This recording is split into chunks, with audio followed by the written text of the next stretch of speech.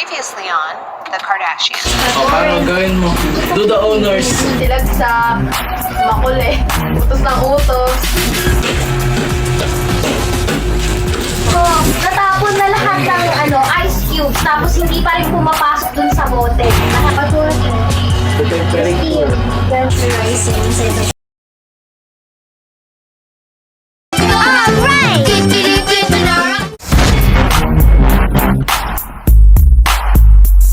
Next activity. Kailangan Mamaya ilagay niyo yun sa bag niyo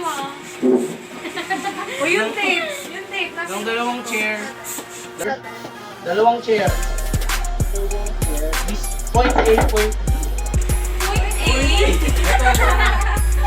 Kayong dalawa. Itali niyo yung software yan. Ay, ito pala. Papasok mo na pala. Procedure 1. Galing mo daw sa upuan. Dali lang niya pa ako tinitira. Ayun. Hindi siya upuan. Ano galing mo? Hindi ko tinitik yung nila na Dito, thread a string through the straw. So we have between 2 points at equal heights in a row. Equal height. Pinasa ko yung video eh. Yes! We did it. Number 2, you take the balloon and keep the neck close between your fingers. At tas ngayon, okay na ba? Pantay ba? Hindi, dapat di ba dun yung mag-start? Dun sa isa. Tapos parang mag-glide siya ngayon. Ang gagawin, tali nyo muna sa upuan para tatanggalin na makikita natin. Ang tali nyo? Hindi, dun sa bilog. May bilog yan Hindi kasi yan. Ano ba siya? Mahaba yung sinulid. Ano ba kasi? Baka kalo niya papasok sa inyong balas.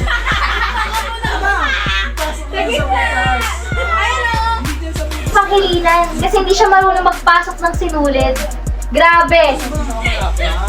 Galing. Sa malayo niya.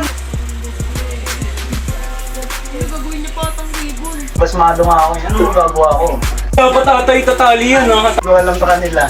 Pero sa sarili ko, wala akong naging gawin. Game mo! Oh, kahon! Oh! Hello! Nangyari na! Nakatali! Kamusta yung experience? Wala. Sure ka?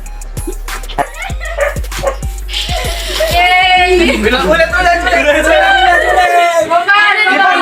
Iban mo! Oh, hindi yan. 1, 2, 3, go! The balloon shoots along the thread at a speed because of the principle of action and reaction, which is explained by Newton's third law of motion. When the mouth of the balloon is released, the air inside the balloon rushes out in a rapid and forceful manner due to its high pressure. This causes an opposite and equal reaction, which propels the balloon in the opposite direction with an equal force. This reaction force propels the balloon along the string at a speed. The gas laws are involved in this process because the air inside the balloon is compressed, and its pressure increases when it is blown up. When the mouth of the balloon is released, the compressed air inside the balloon rapidly expands and rushes out, causing the balloon to shoot along the thread. This experiment shows the compressibility of gases. The air inside the balloon can be compressed to a certain extent before it becomes too difficult to compress any further. This means that gases can be compressed, and their volume can be reduced when pressure is applied to them. The rapid expansion of the air inside the balloon when the mouth is released shows that compressed gas inside the balloon has stored energy, which can be released when the pressure is reduced.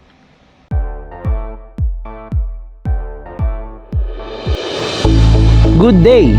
In this break, we're gonna do some experiment about hot and cold balloon experiment. For this, we need hot water, cold water, a bottle, 2 containers, and 1 balloon. Pour the cold water in the container.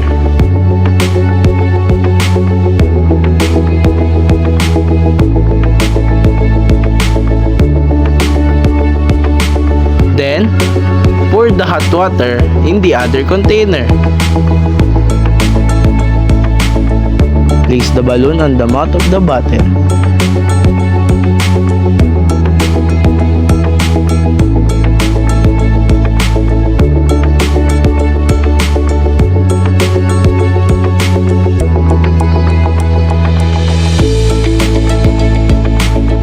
Then, move the balloon and the bottle in cold water. Observe the balloon for any changes in size or shape.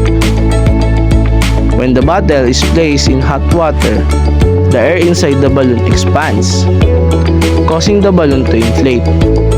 This happens because the particles in the air move faster when the temperature increases, and they collide with the walls of the balloon with greater force. When the bottle is placed in cold water, the air inside the balloon contracts, causing the balloon to deflate. This happens because the particles in the air move slower when the temperature decreases, and they collide with the walls of the balloon with less force. In this experiment, it illustrates how changes in temperature affect the pressure of gases. It also demonstrates how gases occupy all available space, which is known as the principle of diffusion.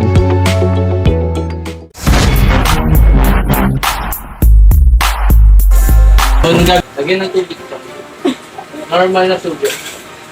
Hello, intusan mo si Coro, bahay niya to. Oo nga, dati ko gumagawa niya ng galing. Kahit kalahati lang. Pagkalapag ko na, yan, nakalaki niya. Observe lang naman. Yung mahirap ang tubig, yung activity aid sa DA2. Ano? Hindi bumababa yung tubig. Gusto ba lang nangyari? Ano? Ayan, use of the water. Surface of water. Surface. Kasi mga sino yung higop ng tubig? Ayun o, hihigop yung tubig. Yung parang... Walya! Ha? Lapit mo yung bangs ka dati. Huwag mo nang punuin. Bilog mo naman sobra. Ayun o kalahati. Ay, bigla. Tapos naman na maayos. Question number 1. When the glass is lifted up but without the rim going above the surface of the water, the level of the water inside the glass rises slightly. Number 2. This happens due to the principle of the Pascal's law. The pressure exerted on a confined fluid is transmitted equally and undiminished in all directions. When the glass is submerged in water, the pressure inside the glass and the pressure outside the glass are equal. However, when the glass is lifted up, the pressure inside the glass decreases.